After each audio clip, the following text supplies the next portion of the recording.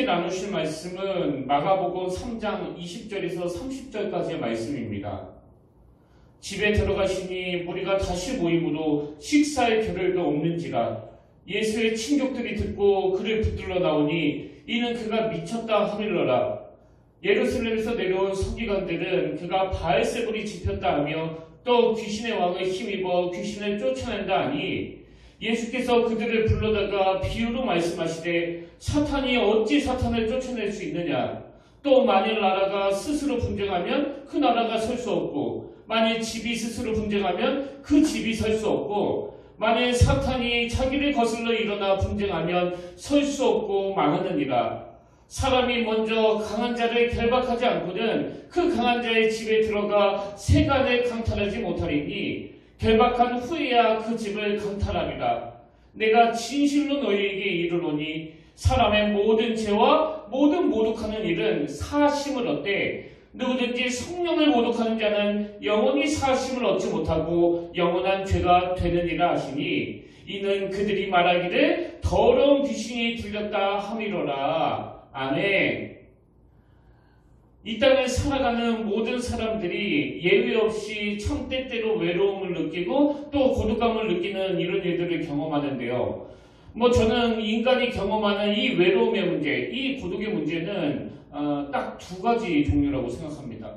하나는 진짜 혼자 있을 때 느끼는 그 고립감. 이건 저도 많이 경험했었는데요. 아무래도 제가 그 사역을 하는 입장이다 보니까 결혼 전에는 그 집을 떠나서 그 낯선 곳, 그 사역지에서 혼자 떨어져 있을 때 이 고립감이 진짜 심각한 외로움을 가져다 주는 것을 제가 많이 경험을 했고요. 그런가 하면 또 한 종류의 고독이 어떤 거냐 하면은 이제 제가 그 사역지에서 잘 적응해가지고 많은 성도님들과 교제하고 또 사역하면서 알게 된 많은 동역자들이 있지만 여전히 제가 가끔씩 느끼는 외로움, 고독감이 언제인가 하면 제가 하는 일들에 대해서 그 이해받지 못할 때. 이건 한 집에 한 이불을 덮고 사는 부부라 할지라도 자기가 하는 일에 대해서 공감받지 못하고 또 이해받지 못한다면 누구나 다 이 고립감이나 외로움을 느끼는 거 아닙니까? 마찬가지로 예수님께서 우리를 구원해 주시기 위하여 치르셨던 대가지불이 엄청 많은데 저는 그 중에서 가장 강력한 대가지불이 바로 이 고독의 문제라고 생각합니다. 수많은 사람들이 예수님을 찾고 부르짖고 심지어는 막 지붕 뚫고 그 중풍병자를 내려야 될 만큼 많은 사람들이 예수님을 에워싸고 있었지만 그러나 결국 예수님이 가시는 그 십자가 길은 여러분 다 아시잖아요. 그 겟세마네 동산에서 모든 제자들이 다 떠나가고 결국은 예수님 혼자인 거 아닙니까? 그래서 저는 지난 한 주간 동안 이런 내용을 다루는 말씀들을 묵상하면서 참 마음이 슬프기도 하고 또 애통한 마음이 문득문득 찾아와 울컥울컥 그 눈물을 짓는 순간들이 참 많았습니다. 그 이해받지 못할 때 느껴야 되는 이 고독감, 이게 예수님께서 가장 많이 겪으셨던 일 아닙니까? 오죽하면 요한복음 6장 66절을 보십시오. 그때부터 그의 제자 중에서 많은 사람이 떠나가고 다시 그와 함께 다니지 아니하더라. 예수께서 12 제자에게 이르시되 너희도 가려느냐? 저는 이게 너무나 슬프게 느껴지는 겁니다. 그렇게 그냥 열광하던 사람들이 막 기적을 베풀고 귀신을 내쫓고 오병이어의 그 현장에서 예수님을 왕으로 삼으려고 했던 그들이 주님께서 진리의 말씀을 선포하고 가르치시기 시작하니까 다 떠나는 거예요. 오죽했으면 너희도 가려느냐? 저는 오늘 본문의 말씀도 이런 맥락, 이런 차원에서 그 주님의 외로움이 묻어나는 것 같아서 그 마음에 참 슬픔이 있었습니다. 오늘 본문에 보면 지금 예수님께서 두 종류의 공격을 당하고 계시는데요. 먼저 그 서기관들의 악한 공격을 한번 보십시오. 본문 마가복음 3장 22절부터 먼저 보시겠습니다. 예루살렘에서 내려온 서기관들은 그가 바알세불이 집혔다 하며 또 귀신의 왕을 힘입어 귀신을 쫓아낸다 하니 지금 이 말씀의 배경이 어떤 상황이냐 하면 바로 앞에 나오는 20절입니다. 집에 들어가시니 무리가 다시 모임으로 식사의 겨를도 없는지라. 지금 너무나 많은 환자들이 몰려와가지고 주님이 그 귀신들을 쫓아내시는 일을 하시느라 지금 제대로 식사도 못하는 그런 상황인데요. 그 서기관들은 예수님의 그 한 영혼을 향한 열정을 보고는 정말 말도 안 되는 모함을 하는 겁니다. 지금 저자가 마귀의 힘을 빌려 이런 일을 하고 있다. 여러분, 사람이요, 뭐 일이 많아가지고 힘든 게 아니에요. 제가 오래전에 한번 말씀드리지 않았습니까? 그 신학교 시절에 다른 동기들은 뭐 주일에만 파트 정도서로 그 교회에서 사역할 때 저는 정말 꿈을 가지고 막 열정을 다해서 평일에도 그 대전에서 군산까지 그 에어컨도 나오지 않는 차를 몰고 갈 정도로 열심히 사역을 했고, 심지어 그 방학 기간에는 아예 그 교회에서 숙식하면서 뭐 교회 청소부터 시작해가지고 방송실 공사, 엘리베이터 공사, 온갖 굳은 일을 하면서 온몸으로 사역을 했는데요. 그때는요, 제 수면이 뭐 하루에 3시간, 4시간밖에 안 돼가지고 그냥 가만히 있다가도 막 코피가 줄줄 나고, 그리고 제가 기절한 적도 있거든요. 그렇게 제 체력의 한계까지 느끼면서 사역을 했지만 뭐 육신은 힘들었지 몰라도요, 정신은 문제 없었습니다. 근데 막 꿈을 가지고 달려가고 열정을 쏟는 건 문제가 없는데, 언제 주로 제 에너지가 소진되느냐? 저에 대해서 정말 말도 안 되는 소문이 퍼질 때, 또 저에 대해서 누가 의도를 가지고 막 모함을 할 때, 저 김전도사 말이야, 나중에 교인들 빼내기 위해서 지금 열심히 사역하는 거다, 그래서 성도들에게 잘해주는 거다, 뭐 이런 말도 안 되는 일들을 제가 겪었는데, 지금 생각해보니까 이게 꼭 무슨 그 옛날에 제가 종종 했던 그 자동차 경주 게임 같아요. 그 카트라이더라고. 여러분, 그 게임의 특징은요, 차가 막 속도를 내면 뭐 100km, 200km, 300km 막 전속력으로 달리다가 갑자기 속도가 줄어드는 경우가 생기는데, 그게 언제냐? 그 벽에 부닥칠 때, 벽에. 그 운전을 잘 못해가지고 벽에 부딪히면 차 속도가 급격하게 떨어지는데, 저는 목회하는 내내 정말 이 게임이 진리다. 여러분, 뭐 교회 일을 열심히 하고 막 충성하고 막 밤을 새고 이래서 소진되는 게 아니고요, 옆에서 너무나 말도 안 되는 이유로 시비를 걸고 모함을 하고 그 가짜 뉴스를 만들어서 퍼뜨리는 이게 그 에너지를 소진시키지, 뭐 열심히 달려가는 그건 몸은 좀 힘들지 몰라도 그 열정을 꺾어놓지는 못하더라고요. 아니, 그런데 어떻게 그렇게 한 영혼 한 영혼을 온 마음을 다해 섬기고 계시는 그 예수님을 향해 그 서기관들이 그런 악한 모함을 할 수 있느냐고요. 여러분, 지금 마귀의 힘을 빌려 이런 일을 한다라는 이게 뭐 인간적으로 말하면 예수님께 너무나 큰 상처를 드리는 일 아닙니까? 근데 예수님에게 있어서 이것보다 더 큰 상처가 뭔지 아십니까? 이런 서기관들의 악랄한 공격도 상처가 되겠지만 그 가까운 친족들의 동조는 예수님을 더 힘들게 했을 거예요.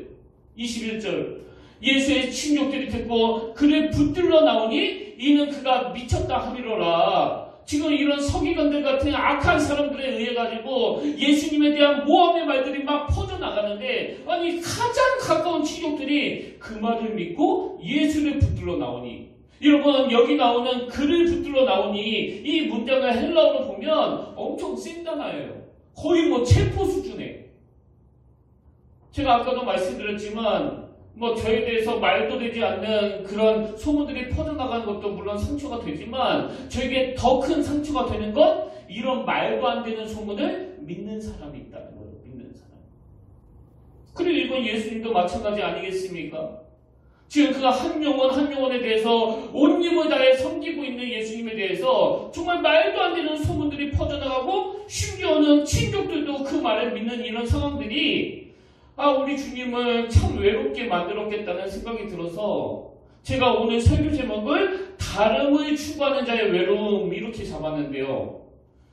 여러분, 이렇게 예수님처럼 다름을 추구하는 사명자들이 반드시 치러야 될 고도, 반드시 겪어야 될 외로움이 있다는 걸 아셔야 됩니다. 제가 본문을 묵상하다가 그 예전에 들었던 어느 목사님의 설교가 불쑥 떠올랐는데요. 이 목사님은 이제 목회를 하시는데 뭐 그 교회에 좀 어려움이 있었나 봅니다. 일부 중직자들이, 그리고 또 일부 성도님들이 이 목사님을 자꾸 반대해가지고 이 목사님에 대한 안 좋은 소문들을 막 퍼뜨리고, 그게 성도님들 사이에서도 또 막 오가고 그러니까 이게 이 목사님에게 너무나 큰 상처가 되셨나 봐요. 그래서 이 문제를 목사님이 견디지 못해가지고 막 불면증이 오고 우울증이 오고, 그리고 또 공황장애 증상까지 있어가지고 그 병원에 가서 약을 먹지 않으면 안 될 만큼 상태가 많이 나빠졌는데 여러분 이게 이 목사님에게 얼마나 그 고통스러운 일이 되겠습니까? 근데 제가 그분의 설교를 듣다가 너무 은혜를 받았던 게요. 뭐 이 말씀의 묵상의 위력이 너무너무 대단한 거예요. 이 목사님이 말씀을 묵상하다가 그 성경 한 구절 보고 바로 치료가 됐다, 회복이 됐다는 거예요. 그 말씀이 바로 누가복음 6장 26절입니다. 모든 사람이 너희를 칭찬하면 화가 있도다.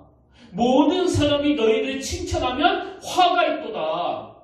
이 목사님이 이 말씀을 묵상하다가 하나님 앞에서 철저하게 회개하고 반성했다는 거예요. 내가 지금 모든 성도들한테 인정받으려고 하는 그런 욕심 때문에 이 병이 생긴 건 아닌가? 여러분, 모든 사람이 너희를 칭찬하면 화가 있도다. 무슨 뜻입니까? 사명자들이 걸어야 되는 길이 있는데 그 사명자들이 걸어가는 그 길은 오해와 모함으로, 그래서 군중 속의 고독, 수많은 사람들이 자기를 에워싸고 있지만 그러나 자기가 하는 그 일을 모함하고 또 억울한 일을 경험함으로 말미암아 그 고독한 자리에 빠질 수 있다는 거, 그리고 이것이 당연히 일어나는 일이라고 수용하는 거, 이게 사명자의 자세구나. 이걸 이 목사님이 깨달았다는 거예요. 저는 오래전에 그 설교를 들으면서 이 누가복음 6장 26절 말씀은요, 저에게도 치료의 말씀이에요. 사역하면서 누가 저를 모함해가지고 막 너무너무 억울할 때마다 모든 사람이 너희를 칭찬하면 화가 있도다. 하나님, 내가 주님을 따르는 자의 그 대가 지불을 잘 용납하고 잘 수용하기를 원합니다. 그래서 저는 뭐 잠도 잘 자고 밥도 잘 먹고 이렇게 여기까지 온 거 아닙니까?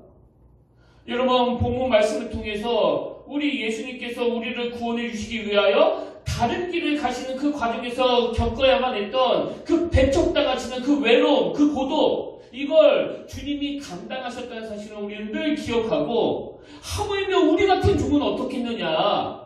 나도 그 주님을 따르기 위해서 막 달려가다가 이 고독감과 외로움이 찾아오면 내가 지금 잘 가고 있는 거구나. 반대로 모든 사람에게 사랑을 받으려고, 모든 사람에게 인정을 받으려고 내가 발버둥을 치고 있다면 지금 이게 나한테 문제가 있는 거구나. 이게 저에게 굉장히 좋은 지침이 됐다는 거예요. 이런 맥락에서 우리가 예수님을 보면서 정말 어렵겠지만 배워야 되고 노력해야 되는 게 있는데요. 여러분, 예수님은요, 사람들이 막 예수님을 칭찬하고 막 왕자격 있다고 띄운다고 거기에 막 휘둘려가지고 들뜨고 흥분하고 그런 거 전혀 없으시고요. 그리고 오늘 본문에서처럼 주님에 대해서 정말 말도 안 되는 모함을 하고 그냥 조롱하고 귀신 들렸다는 식으로 폄하를 해도 주님은 그것 때문에 낙심도 안 하세요. 그저 차분하게 대응하시는 거예요. 오늘 본문이 저에게 참 감동이 되는 게요, 주님이 너무너무 냉철하세요. 본문 23절에 보십시오. 예수께서 그들을 불러다가 비유로 말씀하시되 사탄이 어찌 사탄을 쫓아낼 수 있느냐.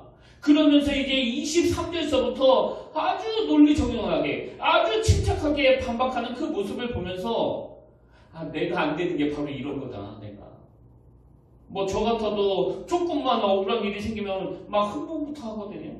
그래서 이 일을 더 힘들게 만들곤 하는데, 여러분, 그럴 때 우리가 외쳐야 되는 구호는 바로 이겁니다. 개가 짖어도 기차는 간다. 오늘 저는 이 귀한 예배 자리에 오신 여러분들에게 제가 드릴 수 있는 축복이 바로 이거라고 생각해요. 누가 과하게 칭찬을 하든지, 누가 그냥 모함을 하고 말도 안 되는 사람으로 매도를 하든지, 물론 마음은 아프겠지만 그런 거에 영향받지 않고 그저 주님의 스케줄대로 뚜벅뚜벅 다름의 길을 걸어가시는 저와 여러분 되시기를 간절히 바랍니다. 이게 제가 오늘 본문에서 주님을 보면서 참 감동하는 모습인데요. 주님께서는 이렇게 모함을 당하고 억울한 일을 당할 때 거기에 흔들리지 않는 그 마음의 중심을 갖고 계실 뿐만 아니라 주님이 보여주시는 모범이 하나 더 있습니다. 그게 뭐냐? 주님은요, 마음이 막 요동하기 쉬운, 요동치기 쉬운 그런 상황을 만날 때마다 기도하러 가시는 거예요. 기도하러. 그래서 여러분, 기도는요, 사후 약방문이 아니에요. 뭐 자기가 사고 쳐놓고 일 수습할 때 주님 도와주세요. 주님 용서해달라고. 한 번만 봐달라고. 뭐 당연히 기도에 그런 기능도 있지만 기도의 더 큰 기능은요. 사전 약방문이에요. 사전 약방문. 마음이 막 흔들릴 때, 마음이 막 요동칠 때, 누가 막 모함해가지고 그냥 분노가 솟구쳐 오를 때, 그럴 때 기도가 그것을 막아주는 능력이라는 겁니다. 여러분도 아시지만 그 오병이어의 기적이 일어나고 군중들이 예수님을 막 왕으로 삼으려고 할 때 예수님은 그런 상황을 즐기는 게 아니라 마태복음 14장 22절부터 그 과정을 한번 보세요. 예수께서 즉시 제자들을 재촉하사, 지금 예수님이 왜 제자들을 즉시 재촉하시는 거예요? 지금 사람들이 자기를 왕 삼으려고 하는 마음이 막 요동치게 만드는 그런 상황을 딱 만나시니까 예수님이 막 당황하고 계시는 거예요. 당황하고. 그래서 즉시 제자들을 재촉하사 자기가 무리를 보내는 동안에 배를 타고 앞서 건너편으로 가게 하시고, 무리를 보내신 후에 기도하러 따로 산에 올라가시니라. 기도하러 따로 산에 올라가시니라. 결론, 저물매 거기 혼자 계시더니. 지금 주님이 보여주시는 모범이 뭡니까? 예수님은 이 길을 가셔야 되는데, 이 십자가의 길을 가셔야 되는데, 군중들이 왕 삼으려고 막 열광하고 주님을 막 충동질할 때 예수님은 무슨 길을 택하시는 거예요? 홀로 기도의 자리에 가시는 거예요. 이게 우리에게 보여주시는 놀라운 교훈이에요. 그렇기 때문에 우리는 마음이 흔들릴 때, 유혹에 빠질 때, 매도당하는 이런 아프고 슬픈 일을 만날 때 기도야말로 우리 마음을 안도하게 만드는 능력이라는 것을 여러분 다 경험하셔야 됩니다. 여러분, 제가 왜 걸으면서 하나님과 독대하는 시간을 가집니까? 그 시간에 하나님께 은혜를 받지 않으면 육신을 가진 제가 견딜 수 없기 때문이거든요. 그래서 요즘도 제가 요즘 참 잠이 부족하고 피곤해가지고 오늘은 좀 집에서 쉬자, 그런 마음이 잠깐 들었다가도 다시 일어나서 찬양 들으면서 또 말씀 묵상하면서 그 밤거리를 거닐다 보면 그 시간에 하나님께서 흔들리는 저의 중심을 잡아주는 너무나 황홀한 경험을 하게 되는 겁니다. 여러분이 정말 예수님처럼 누가 칭찬해도 우쭐하지 않고 누가 모함을 해도 거기에 너무 낙심하지 않기를 원하신다면 주님과 독대하는 그 기도 시간을 많이 확보하셔야 돼요. 많이. 그래서 주님이 그렇게 하셨듯이 저도 이 세상 사람들, 이 악한 이 시대에 노란하지 않는 중심을 갖게 되기를 원합니다. 그래서 다름을 추구하는 자들이 치러야 될 그 고독과 외로움, 이것을 잘 견뎌내기를 원합니다. 그 일을 위해서 주님이 우리에게 주신 도구가 기도라는 거예요. 이게 오늘 본문의 예수님의 모습에서 배워야 되는 교훈이 있고요. 그런 다음에 이제 그 초점을 예수님을 모함하는 서기관에다가 좀 맞춰가지고 말씀을 같이 살펴보려고 하는데요. 자, 22절에 다시 한번 보십시오. 예루살렘에서 내려온 서기관들은 그가 바알세불이 집혔다 하며 또 귀신의 왕을 힘입어 귀신을 쫓아낸다 하니, 저는 이렇게 악에 찬 모함을 하는 그 서기관들의 모습을 보면서 아니 그들은 어떻게 그 인간의 탈을 쓰고 이런 모함을, 이런 가짜뉴스를 퍼뜨릴 수 있나, 제가 이런 질문을 던져놓고 답을 찾았습니다. 여러분, 왜 그들이 이런 악한 태도를 취할 수 있었냐고요? 이게요, 그 기득권자들이 가진 본능이에요. 기득권자들이 가진 본능. 이 기득권자의 본능은 두 가지 양상을 띠는데, 하나가 뭐냐? 강박증이에요. 자기 영역을 지켜야 된다는 그 강박증. 그 대표적인 사례가 그 구약의 사울왕 아닙니까?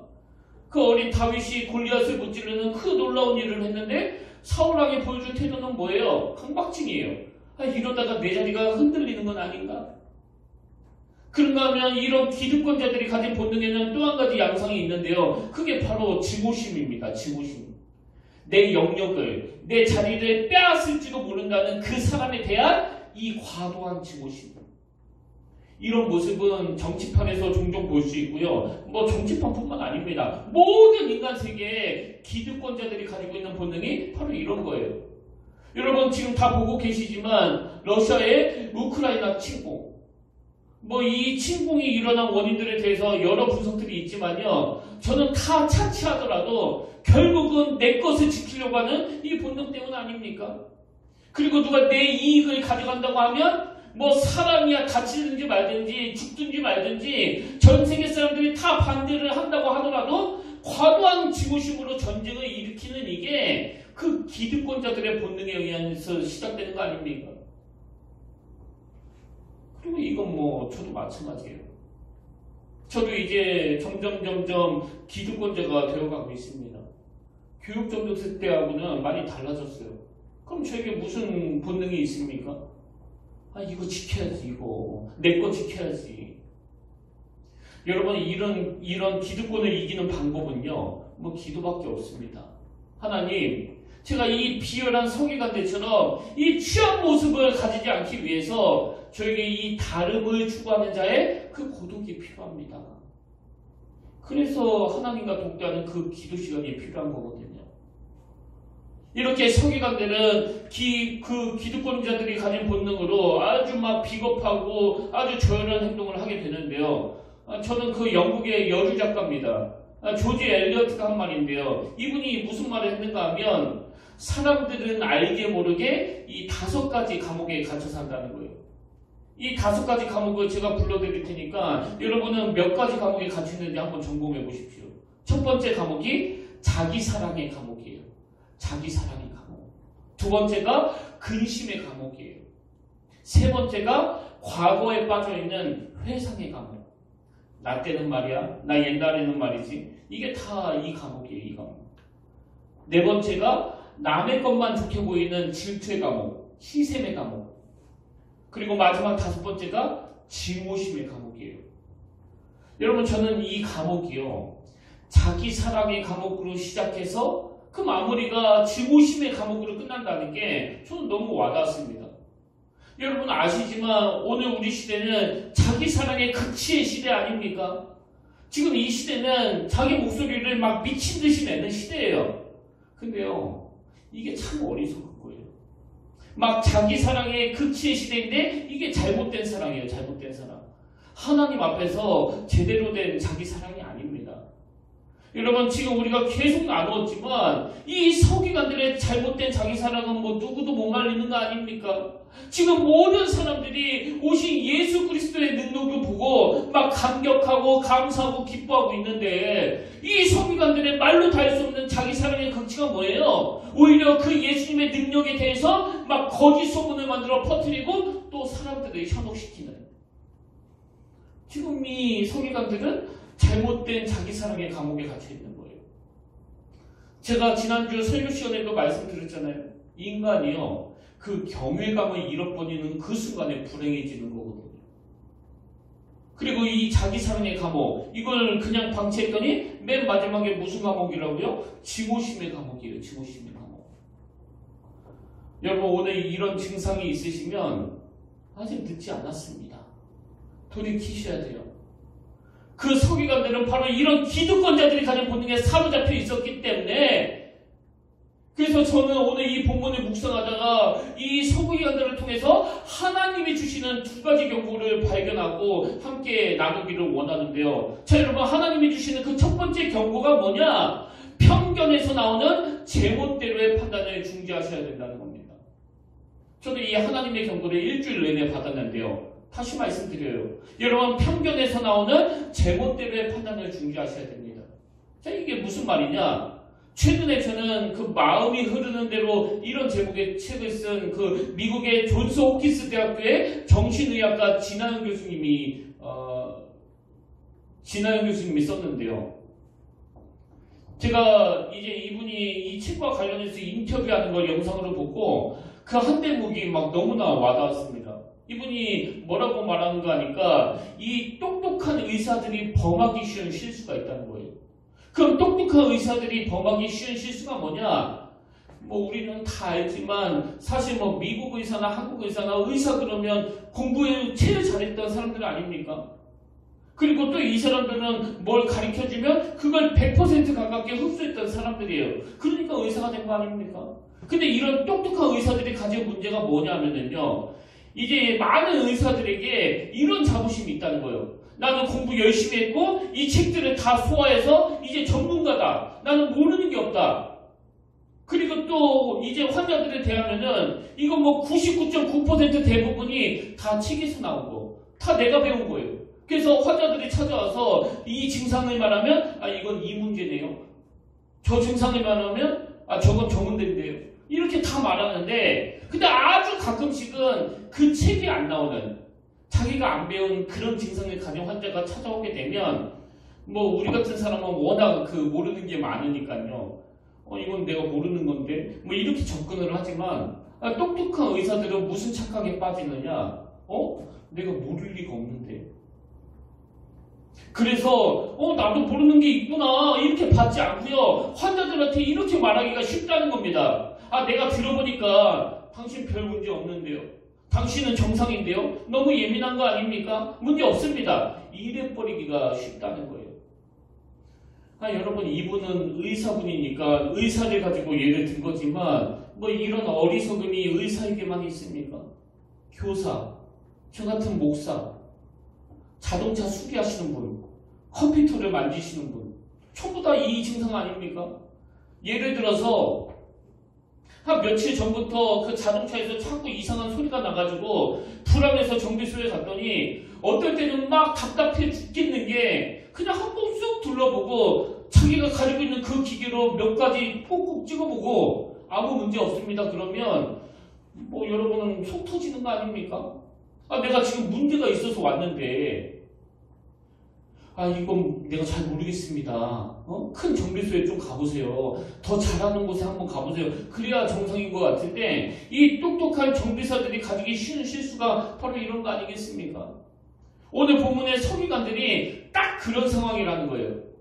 예수 그리스도가 이 땅에 오셔가지고 하시는 일들을 전하시는 말씀을 듣고 보고 하니까 이 서기관 수준에서 단 한 번도 경험해보지 못한 것들이에요. 그럼 여러분 어떻게 해야 됩니까? 내가 참 부족했네요. 내가 주님께 배워야 되겠네요. 뭐 이렇게 가야 되는 거 아닙니까? 여러분 이 땅에서 생겨나는 수많은 문제들이 바로 이 편견에서 나오는 제멋대로의 판단 때문 아닙니까? 자기 생각과 다르면 다 틀린 거예요. 그래서 지금 유튜브에 떠도는 수많은 가짜뉴스의 출발이 다 여기서부터 시작하잖아요. 그래서 이 세상에서 가장 위험한 사람이 책 딱 한 권만 읽은 사람이라고 그러는 거 아닙니까? 차라리 안 읽으면 겸손이라도 하지. 모든 세상 잡지를 그 자기가 읽은 책 한 권에 갖다 대니까 책 10,000권을 읽은 사람도 다 틀린 거예요. 이게 서기관의 모습입니다. 여러분 오늘 본문의 서기관을 통해서 하나님이 우리에게 주시는 경고가 이거예요. 너도 서기관 같은 증상을 가질 위험이 있다. 오늘 우리 안에 있는 이 편견에서 나오는 제멋대로의 판단. 그래서 이 진아영 교수님이 그런 인터뷰를 하면서 존스 홉킨스 병원에 있는 의사들 이야기를 하더라고요. 여러분 세계 최고의 실력을 갖춘 그 의사들이 모인 곳이라고 자부하는 미국 존스 홉킨스 병원 의사들이요 종종 이런 말을 한다는 거예요. 그 모임에서 우리가 아는 게 별로 없다. 앞으로 더 많이 연구해야 된다. 무슨 뜻입니까? 내가 그 의술의 세계를 점점 들어가면 들어갈수록 내가 아는 건 빙산의 일각에 불과하다. 이걸 자각해 가는 게 진짜 실력 있는 의사라는 거예요. 그런 의미에서 저는 정말 실력 있는 목사는 딱 하나만 알아야 된다고 생각합니다. 그건 자기가 너무너무 무지한 목사라는 거. 저는 오늘 저와 여러분이 이 편견에서 오는 제멋대로의 판단을 내려놓고 내가 참 연약한 사람이라는 걸 인식하면서 겸손히 그분께 무릎 꿇고 겸손히 그분께 은혜를 구하는 그런 지혜로운 인생이 되시기를 바랍니다. 그런가 하면 두 번째로 오늘 본문의 서기관을 통해서 얻을 수 있는 경고가 하나 더 있는데요. 이것은 성령님을 근심하게 하는 위험한 짓이라는 걸 자각해야 된다는 거예요. 여기서 이것이 뭡니까? 자, 29절, 30절에 보십시오. 이 두 구절은 통으로 읽으셔야 됩니다. 누구든지 성령을 모독하는 자는 영원히 사하심을 얻지 못하고 영원한 죄가 되느니라 하시니 이는 그들이 말하기를 더러운 귀신이 들렸다 함이로라. 성령을 모독하는 자는 영원히 사하심을 얻지 못한다. 이건 제가 초등학교 때부터 교회에서 들었던 이야기예요. 근데 저는 그래서 저는 이 말씀을 굉장히 두려워했습니다. 왜? 용서받지 못한다는 그 죄가 있다고 그러니까. 근데 제가 이번에 다시 내가 얼마나 무지했는지를 깨달은 거예요. 여러분, 이건 그런 뜻이 아니에요, 이건. 제가 항상 말씀드리니까 그거 아닙니까? 성경은 전체적인 맥락으로 읽어야 된다고. 그럼 이 말씀이 어디서 나온 말씀이에요? 30절. 이는 그들이 말하기를 더러운 귀신이 들렸다 하리로라. 그러니까 이 말씀은 예수 그리스도를 잘 알지도 못하면서 이렇게 모독하는 게 얼마나 큰 죄인지를 아느냐는 경고를 하기 위해서 주신 말씀이라는 거예요. 그래서 그 제임스 에드워드 교수님이 쓴 책에 보니까 이 부분을 어떻게 해석하느냐. 이 말씀은 주님에 대해서 함부로 모독하는 게 용서받지 못할 정도로 심각한 죄라는 것을 경고하기 위해서 주신 말씀이다. 여러분, 우리는 이 말씀 앞에 무슨 두려움을 가져야 됩니까? 예수 그리스도를 알지도 못하면서 제멋대로 주님을 폄하하는 일은 이게 용서받기 어려울 정도로 무서운 죄라는 걸 항상 두려워해야 돼요. 그런 면에서 보면은요, 오늘 저와 여러분 중에 여러분보다 제가 더 위험해요. 그 주님의 몸된 교회에 대해서 함부로 판단하는 거. 여러분, 그 제대로 알지도 못하면서 주님의 몸된 교회를 함부로 판단하고 정죄하고 비판하는 일이 이게 어마어마하게 무서운 죄라는 걸 우리는 오늘 마음에 새겨 넣으셔야 돼요. 담임 목사인 저는요, 뭐 욕해도 괜찮아요. 그거 용서받을 수 없는 죄 아닙니다. 그러나 여러분, 주님의 몸된 교회에 대해서는 항상 조심하셔야 돼요. 진짜 조심하셔야 됩니다. 저는 이런 차원에서 오늘 본문 말씀들을 묵상하면서 제 스스로 두 가지 질문을 계속 던졌는데요. 그 첫 번째 질문이 뭐냐? 혹시 나는 이 서기관 같은 잘못된 태도는 없는가? 그래서 결과적으로 주님의 일을 방해하고 주님의 몸된 교회를 방해하는 이런 악한 죄를 나는 범하고 있지 않은가? 제가 이 질문을 던지는데 담임 목사니까 더 두렵더라고요. 이 질문을 우리 모두가 해야 됩니다. 그러면 두 번째로 던져야 되는 질문이 하나 더 있습니다. 이런 소극적인 방어만이 아니고 나는 정말 소명자로서 받아야 될 오해와 그로 인한 외로움을 나는 잘 수용하고 있는가?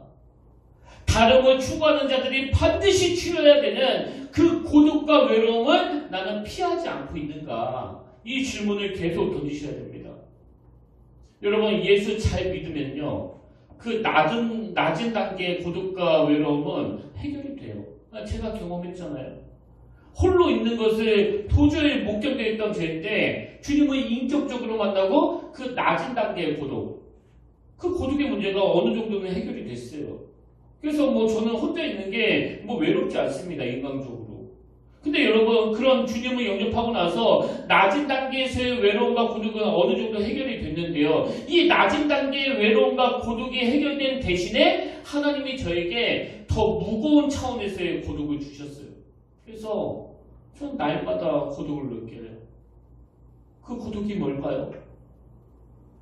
주님을 대언하는 종으로서 말씀을 전해야 되는, 이 다름을 추구하는 자가 겪어야 되는 이 외로움과 고독감. 여러분은 오늘 어떤 차원에서의 고독감을 느끼고 계세요? 저는 오늘 여러분이 이 낮은 단계의 고독에 머물러 계시지 말고 더 높은 단계, 사명자가 가야 되는 그 고독의 자리로 나오시길 바랍니다. 여러분도 아시지만 주님이 무거우고 수고한 짐진 자들아 다 내게로 오라. 내가 너희를 쉬게 하겠다. 그 무거운 짐을 내가 다 해결해 주겠다. 그러시고 바로 나오는 말씀이 내가 지고 있는 그 사명의 짐을 나와 같이 지자. 그거 아닙니까? 그래서 저는 지난주에 계속 이런 질문을 드렸습니다. 다름을 추구하는 자들이 반드시 치러야 되는 그 외로움과 고독의 문제가 있다면 누가 이것을 외면하지 않고 피하지 않고 묵묵히 걸어갈 수 있는가? 제가 이런 질문을 던지고 그 찬양 하나를 듣는데요. 여러분이 잘 아시는 찬양이에요. 은혜 아니면 나 서지 못하네. 저는 저 한 대목이요, 이걸 뭐라고 표현해야 될까요? 뭐 예전에는 저 찬양을 부르면 가슴이 막 뜨겁고 감사가 나오고 그래서 눈물이 나고 그랬는데 이번에는 신비로운 감정을 제가 경험했습니다. 가슴이 너무 미어지는 거예요. 이 은혜 아니면 주님은 이 한마디를 만들어내시기 위해서 그 서기관들의 말도 되지 않는 모든 걸 감수하신 거 아닙니까? 여러분 뭐 주님이요 그런 말도 안 되는 모함을 퍼뜨리고 또 가짜뉴스에 동조하는 사람들을 보면서 그 자리에서 벌떡 일어나 이제 너희들한테 질려버렸다. 이제 너희들하고 도저히 상종하고 싶지 않다. 그렇게 하고 끝내셨으면 여러분 우리에게 구원은 없는 거 아닙니까? 주님이 홀로 십자가를 지시는데 그 밑에 있는 군병들이 네가 정말 하나님의 아들이냐? 네가 정말 하나님의 아들이라면 그 십자가에서 한번 내려와 봐라. 그렇게 주님을 향해 엄청난 조롱과 핍박을 퍼부을 때 여러분 주님이 그걸 못 견뎌가지고 확 내려가셨다면 우리에게 구원은 없는 거 아닙니까?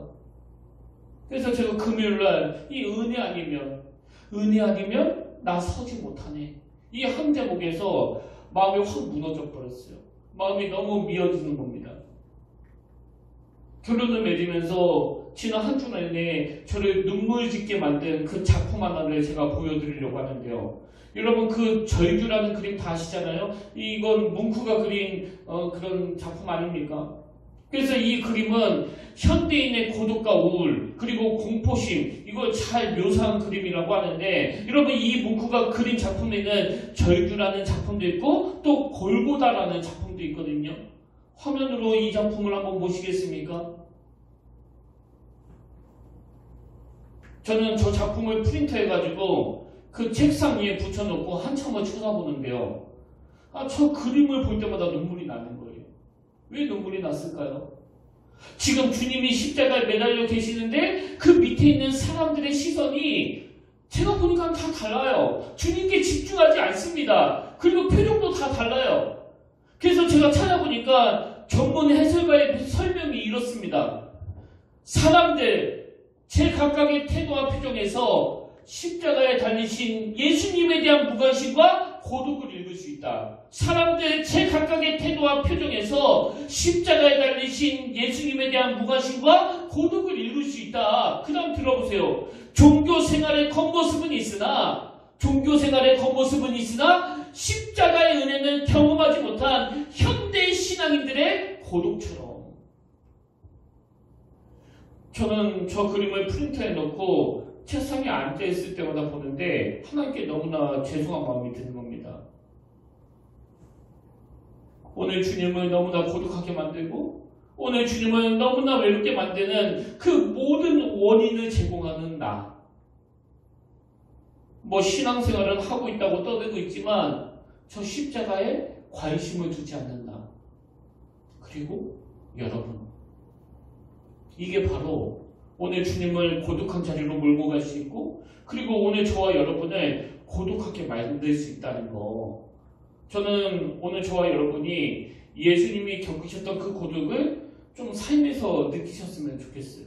그리고 그 고독이 있었기 때문에 내가 하나님의 자녀가 되었다는 사실을 간격으로 누리시는 저와 여러분 그리고 평택교회가 되기를 바랍니다. 저는 오늘 이 찬양으로 결단 찬양을 골랐는데요. 우리가 아까 전에 예배 전에 불렀던 찬양입니다. 나의 평생에 오직 주님만 사랑하리. 주님 품 안에 아이와 같이. 오늘 말씀을 기억하시면서 이 찬양 하나님께 올려드리기를 원합니다.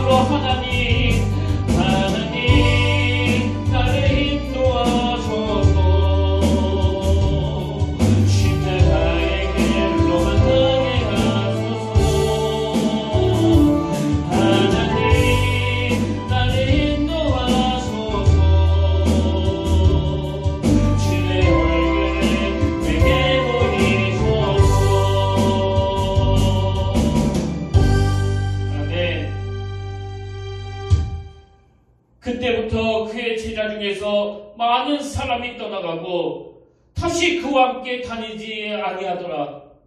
예수께서 12 제자에게 이르시되 너희도 가려느냐? 하나님, 이 말씀 앞에 오늘 다름을 추구하는 자가 겪어야 되는 외로움이 있다면 내가 피하지 않겠습니다. 다름을 추구하는 자가 견뎌야 되는 고독이 있다면 내가 피하지 않겠습니다. 주님 걸어가신 그 고독의 길을 아버지 내가 피하지 않고 따라가기를 원합니다. 이렇게 고백할 수 있는 주님의 자녀들이 되게 하여 주시옵소서. 그런가 하면 하나님, 주님이 가셨던 그 다름의 길을 이미 걸어가고 있는 우리 성도님들이 그 과정에서 외로움과 고독으로 이렇게 저렇게 아픈 자리에 빠져있다고 한다면 주님 이 한 말씀만 들려주시기를 원합니다. 너 그 길 잘 가고 있다. 그 외로운 길, 그 고독한 길을 묵묵히 걸어가줘서 참 고맙다. 내가 너와 함께 하겠다. 내가 너의 손을 잡아주겠다. 주님의 이 위로하심이 있는, 성령님의 이 만져주심이 있는 아름다운 예배의 시간이 되도록 인도하여 주시고, 주님께서 우리를 위로해 주신다면 다시 한번 힘을 얻어 아무리 모함당하고 억울한 일을 당하고 아픔이 기다리고 있는 그 고독한 길이라고 할지라도 주님이 그러셨듯이 나도 기쁘게 그 길을 걸어가겠습니다. 이렇게 고백하는 믿음의 자녀들이 되도록 이번 한 주간도 새 힘으로 인도하여 주시옵소서. 이제는 우리 주 예수 그리스도의 은혜와 하나님 아버지의 타없는 사랑과 성령님의 감동, 감화, 위로, 교통, 충만하심의 역사가 오늘 주신 말씀 마음에 담고 묵묵히 그 외로운 길, 그 고독한 길을 주와 함께 견뎌내기로 다짐하며 예배드리는 모든 주의 자녀들 머리 위에 지금부터 영원토록 함께 계시기를 간절히 축원하옵나이다. 아멘.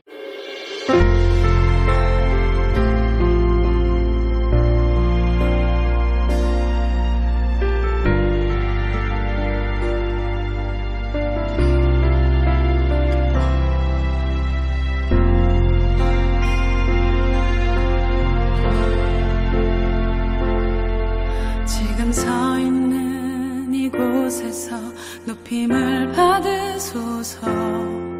내가 밟는 땅 주님의 땅